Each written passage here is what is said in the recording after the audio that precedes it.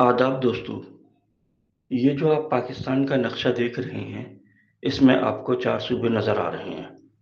जब पाकिस्तान बना था 1947 में, उस वक़्त के मग़रबी पाकिस्तान या आज के पाकिस्तान के यही 4 सूबे थे और आज 79 साल के बाद भी सूबे वही 4 के 4 हैं। तो क्या 100-200 साल बाद भी हमारे 4 सूबे ही रहेंगे? और इन सूबों की हदबंदियाँ पाकिस्तान को अंग्रेज़ों से विरसे में मिली थीं।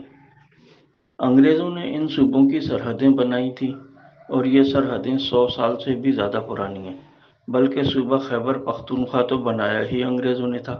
ये पूरा केपी सूबा पंजाब का हिस्सा होता था और लॉर्ड कर्ज़न के हुक्म पर 1901 में पंजाब के अफ़गानिस्तान से मुल्हिका इलाकों को मिलाकर एक सूबा NWFP बनाया गया था। एडमिनिस्ट्रेशन हुकूमत की जिम्मेदारी होती है और अंग्रेज़ अपने कंट्रोल और एडमिनिस्ट्रेटिव सहूलत के मुताबिक सूबा बनाते थे और सूबों की हदबंदियाँ या बाउंड्री लाइनें बनाते थे। अंग्रेज़ों के ज़माने में बलूचिस्तान एक इलाके का नाम था और इसे सूबों का स्टेटस नहीं मिला था, लेकिन खित्ते बलूचिस्तान की हदबंदी जो आज है वो अंग्रेज़ ही करके गए थे। सिंध की भी हदबंदी अंग्रेज़ों ने की थी और इसको 1936 तक सूबे का स्टेटस नहीं मिला था। 1936 में कायद-ए-आज़म के मुतालबे पर सिंध को सूबे का दर्जा मिला था। जब पाकिस्तान बना था तो उस वक्त इतना पाकिस्तान नहीं था जितना आज है, बल्कि पाकिस्तान का एक और हिस्सा भी होता था जिसे मशरक़ी पाकिस्तान कहते थे और अब वो बांग्लादेश बन गया है। और हमारा जो आज का पाकिस्तान है उसको मगरबी पाकिस्तान कहा जाता था। तो अब मैं बताता हूँ कि क़याम पाकिस्तान के वक्त कितनी आबादी थी हमारे मुल्क की और आज कितनी हो गई है। तो आप देख सकते हैं कि 1947 में उस वक्त के मगरबी पाकिस्तान या आज के पाकिस्तान की आबादी 32.5 मिलियन थी। बाअल्फ़ाज़ दीगर ये 3 करोड़ 25 लाख नफूस की आबादी थी और आज 2026 में पाकिस्तान की आबादी 25 करोड़ से तजावुज़ कर चुकी है, यानी आबादी में 8 गुना इजाफा हो गया है। तो जब आबादी में इजाफा होता है तो नए ज़िले भी बनते हैं, नए सूबे भी बनते हैं, नए इंतज़ामी यूनिट भी बनते हैं। लेकिन अफ़सोस की बात है कि हमारे मुल्क में नए ज़िले तो बन गए, लेकिन सूबों की तादाद में कोई इजाफा नहीं हुआ।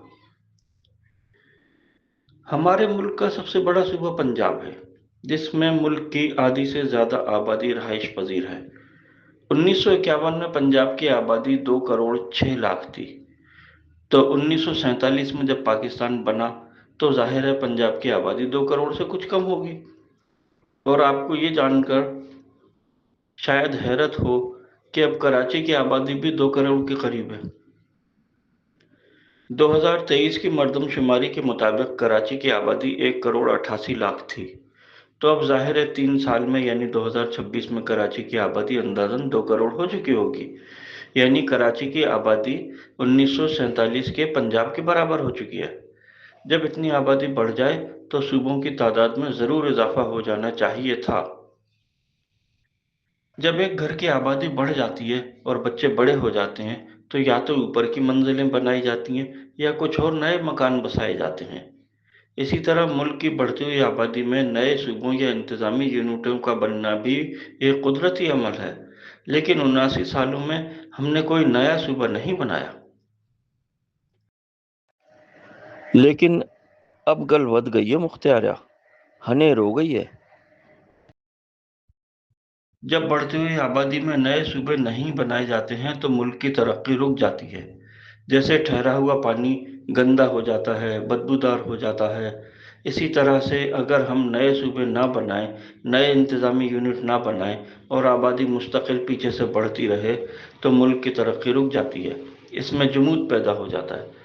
इसीलिए अल्लामा इकबाल ने कहा था, रहेगा दजलो नीलो फुरात में कब तक, तेरा सफ़ीना तो है बहरे बेकरां के लिए। मौजूदा हालात के तनाजुर में इस शेर की तर्जुमानी ये हो सकती है कि ऐ पाकिस्तानी, तू कब तक सिंध पंजाब बलूचिस्तान केपी में रहेगा। अब तो तेरी बढ़ती हुई आबादी के लिए मजीद नए सूबे ज़रूरी हो गए हैं भाई। अब हमें देखना चाहिए कि 79 सालों में कोई नया सूबा क्यों नहीं बना।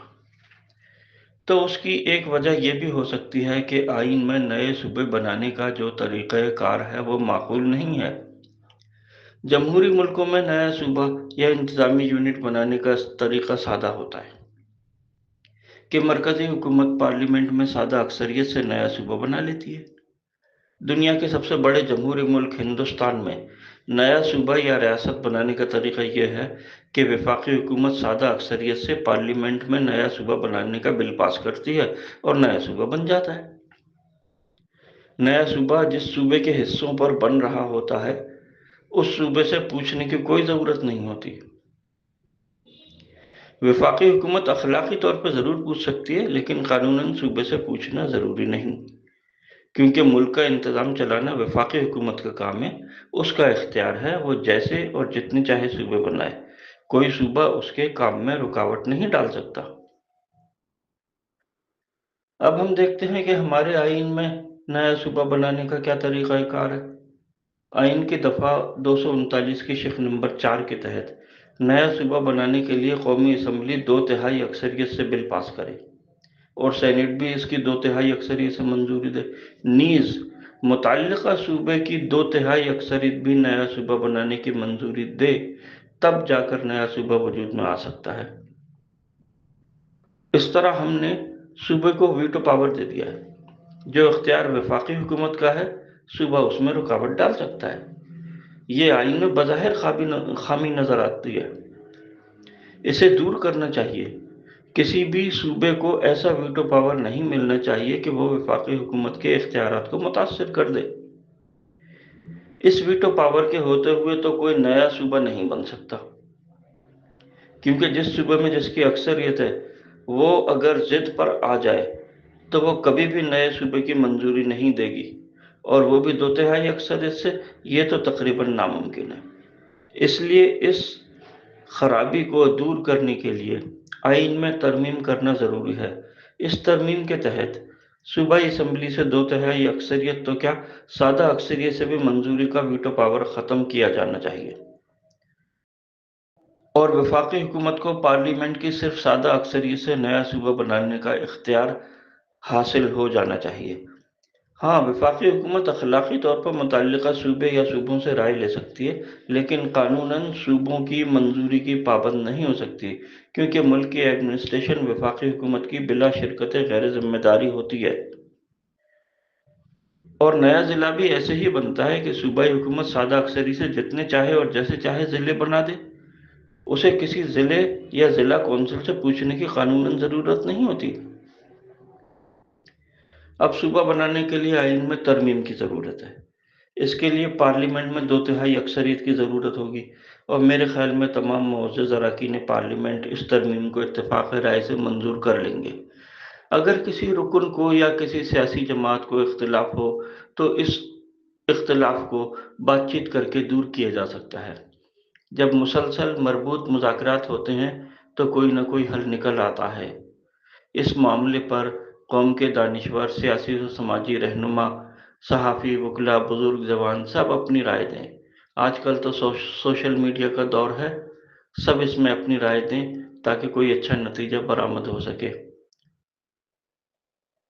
آخر میں آپ کا مشکور ہوں کہ آپ نے میری ناقص رائے کو قابل سماعت سمجھا۔ پھر ملتے ہیں کسی دوسرے ویڈیو میں۔